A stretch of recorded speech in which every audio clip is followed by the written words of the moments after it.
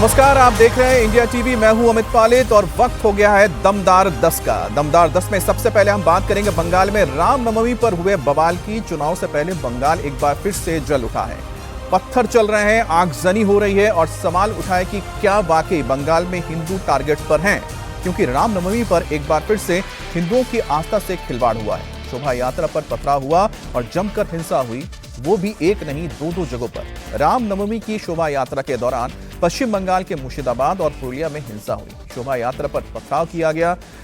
मुर्शिदाबाद में उपद्रवियों ने भगवा ध्वज को पहले उतारकर फेंका, उसके बाद उसे फाड़ दिया, जिसके बाद दो समुदाय आमने सामने आ गए। मुर्शिदाबाद में विवाद की शुरुआत रघुनाथगंज और फूलतौला ट्रैफिक मोड़ पर हुई है, जहां किसी ने सड़क किनारे लगे एक होर्डिंग पर चढ़कर उस पर लगे भगवा ध्वज को फेंक कर फाड़ दिया, जिसके बाद दो समुदाय आमने सामने आ गए।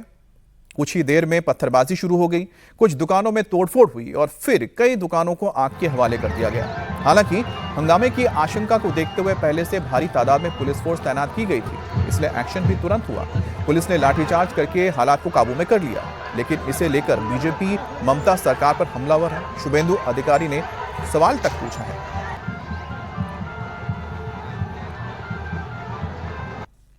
देखिए, आचार संहिता लग चुकी है, तो ये जो हिंसा हो रही है, चाहे रामनवमी को लेकर के हो, चाहे चुनाव प्रचार में हो, चुनाव कमीशन देख रही है, अब उनके देखरेख में है। अगर चुनाव को फ्री फेयर करना है तो किस प्रकार से प्रशासनिक व्यवस्था होनी चाहिए, उनको सोचना चाहिए। बंगाल की जनता परिवर्तन की मूड में आ चुकी है। अब रामनवमी पर बवाल सिर्फ मुर्शिदाबाद में नहीं हुए, बल्कि मुर्शिदाबाद के बाद पुरुलिया जिले में भी हंगामा हुआ है, जहां पारा इलाके में रामनवमी शोभा यात्रा पर पथराव किया गया, जिसके बाद वहां तनाव है और इसके बाद इलाके में बड़ी तादाद में पुलिस बल तैनात कर दी गई है, ताकि लोगों के अंदर से भय का मन ना रहे। अब बंगाल में रामनवमी की शोभा यात्रा को लेकर जो बवाल हुआ है, उसकी तस्वीरें आप देख रहे हैं। शोभा यात्रा के दौरान हिंसा की गई, पथराव हुए, जिसका असर यह हुआ कि इलाके में तनाव बढ़ गया। ये आप दो तस्वीरें देख रहे हैं, मुर्शिदाबाद की तस्वीर जहां पर रामनवमी के मौके पर जुलूस निकाला गया था, और ये देखिए कि किस तरह से एक समुदाय का व्यक्ति चढ़ता है होर्डिंग पर और वहां पर लगे भगवा झंडे को उखाड़कर नीचे फेंक देता है, और इसी के बाद ये पूरा बवाल खड़ा होता है मुर्शिदाबाद में। दूसरी तरफ पुरुलिया में भी शोभा यात्रा के दौरान पथराव किया गया।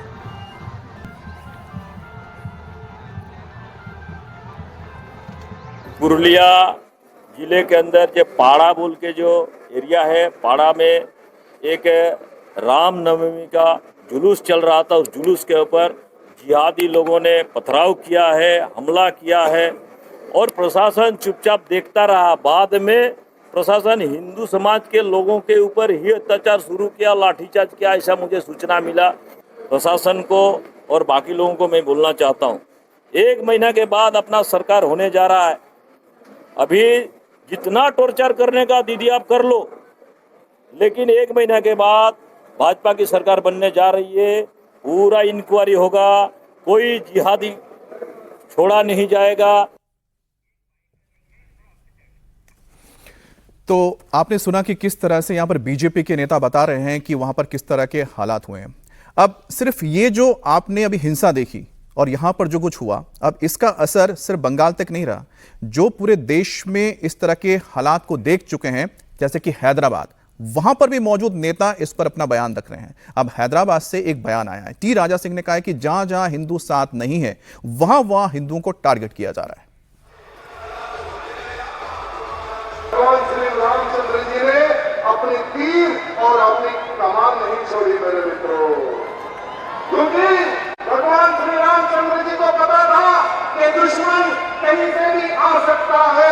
मेरे परिवार की रक्षा के लिए, दुश्मन के सर्वनाश करने के लिए मेरा तीर और मेरा कमान मेरे साथ चलेगा।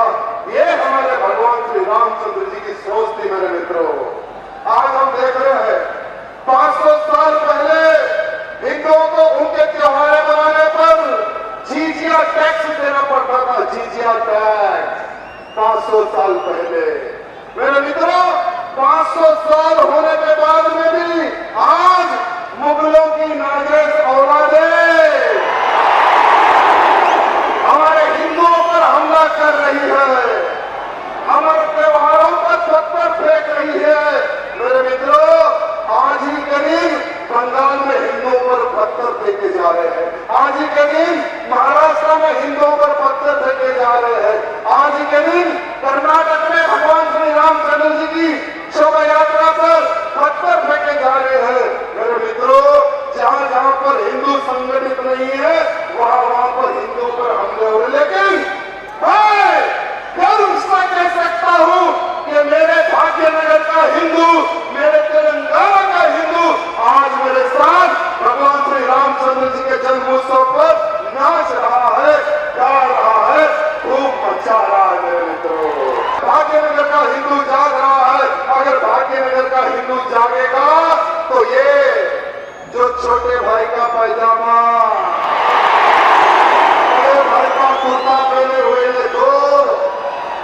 और बुलडॉग हमारे इस गणना में नहीं पूरे भारत को छोड़ के भागी है मित्रों, बस हमें संयम लेना है।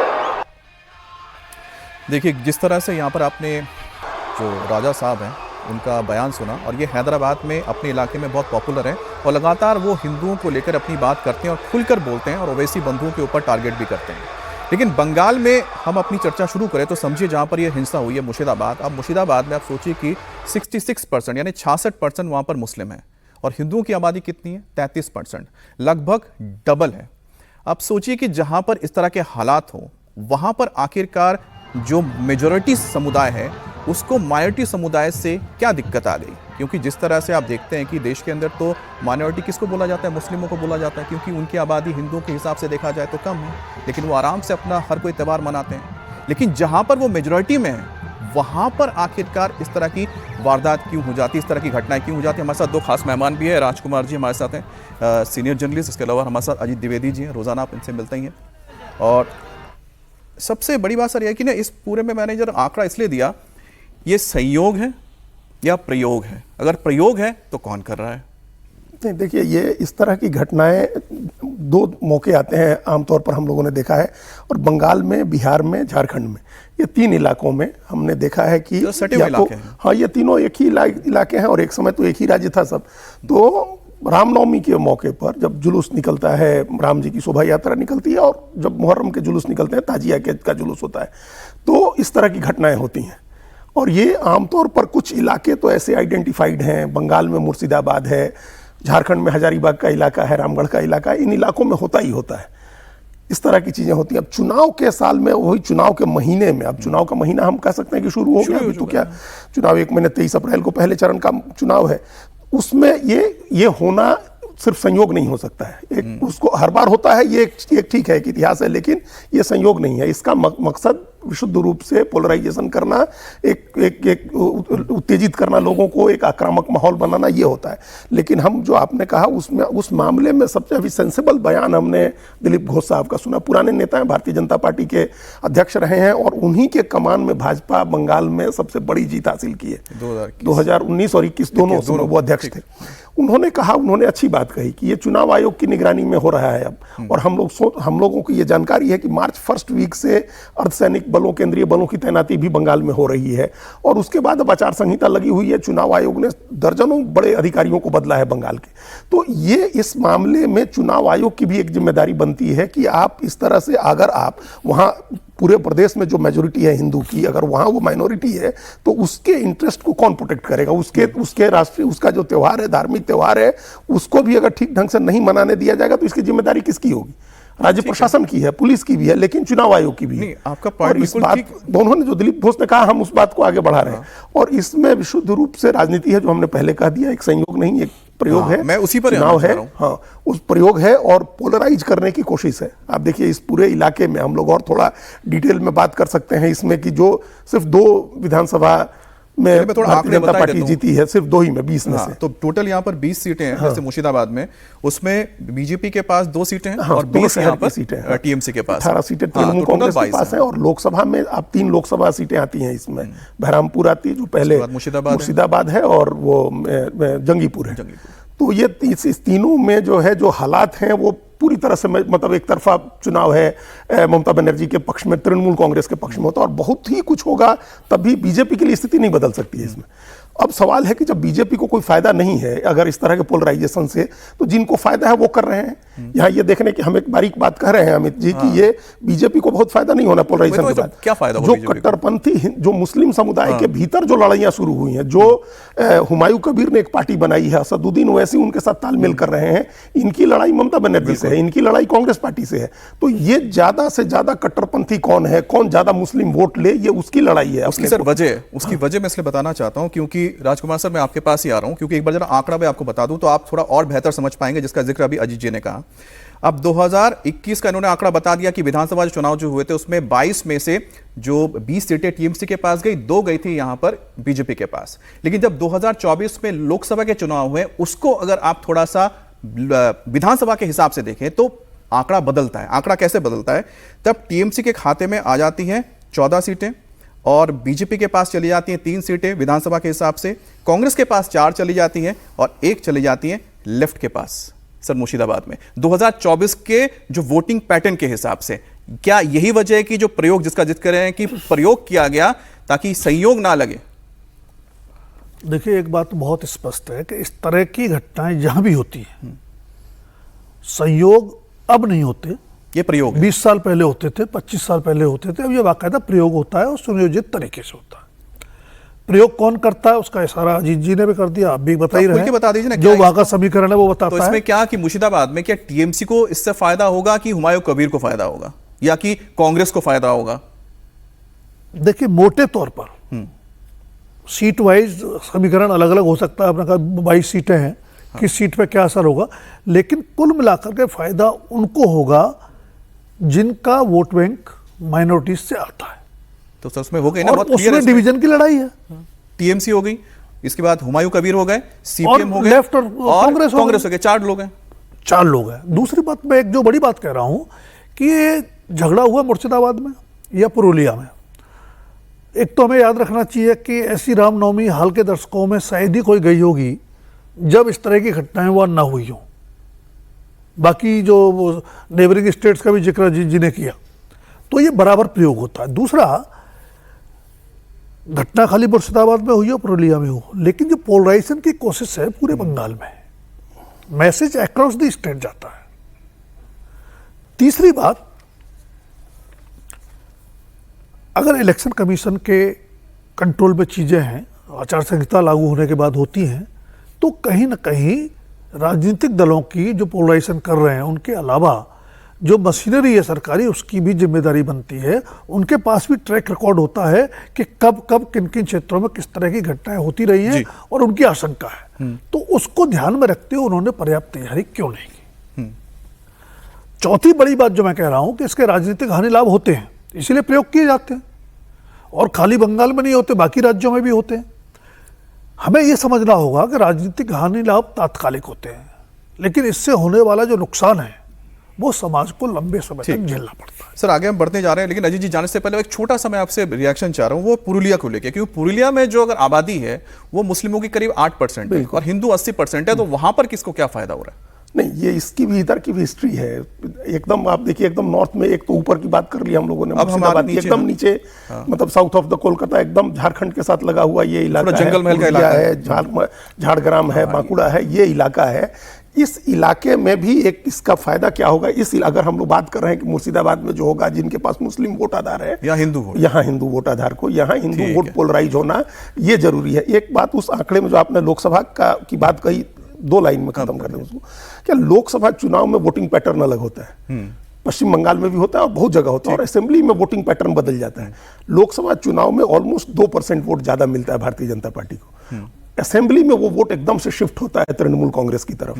तो इसलिए कोई एकदम हम लोग इसका ऐसा कोई निष्कर्ष नहीं निकाल सकते हैं कि लोकसभा में चूंकि 14 ही सीट पर तृणमूल आगे रही है तो असेंबली में भी ऐसा ही रहेगा, ऐसा नहीं होता है। चलिए ठीक है, तो आगे बंगाल में जो चुनाव हो रहे हैं उसको लेकर जो किसको फायदा या नुकसान होगा उसके लिए थोड़ा और इंतजार कीजिए, लेकिन बीजेपी ने तो अपना पूरा दम लगा दिया है। आज ममता सरकार के खिलाफ बड़ा मोर्चा खोलने जा रहे हैं गृहमंत्री अमित शाह। गृहमंत्री अमित शाह आज चार्जशीट निकालेंगे। ममता बनर्जी के 15 साल के कामकाज की चार्जशीट पेश की जाएगी और टीएमसी के खिलाफ अमित शाह जो आज विस्तृत चार्जशीट जारी करने वाले हैं उसमें ममता बनर्जी सरकार पर भ्रष्टाचार, कानून व्यवस्था, बेरोजगारी और सीमा से जुड़े कई गंभीर आरोप लगाए जाने हैं कि साथ ही साथ कट मनी से लेकर घुसपैठियों तक के मुद्दे पर बीजेपी ममता बनर्जी को घेरने जा रही है। शुभेंदु अधिकारी ने दावा किया है कि बंगाल में बीजेपी इस बार 177 सीट जीतेगी।